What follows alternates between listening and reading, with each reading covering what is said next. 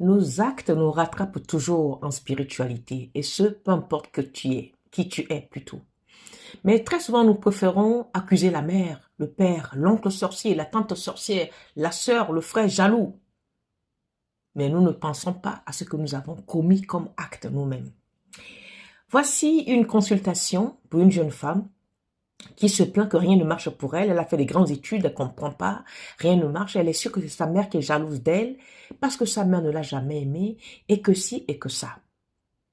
Je dis, écoutez, moi je ne peux pas tenir votre mère responsable pour cela. Il faut absolument faire une consultation. Du fa ou autre, c'est comme vous voulez. Elle me dit qu'elle fait une consultation. Elle l'a faite. Vous savez ce qui est sorti? Sa mère n'est pour rien. La pauvre mère qu'elle accuse n'est pour rien. Elle-même jeune sortait avec un homme marié. Elle a décidé de piquer cet homme marié à la femme légitime.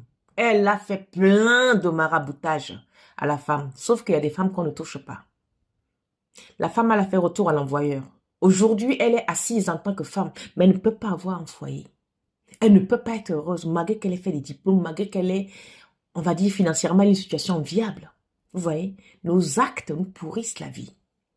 Une autre, elle est persuadée que sa mère est jalouse. Sa mère ne l'a jamais aimée. Déjà, elle-même, elle a déjà fait 7 avortements dans sa vie.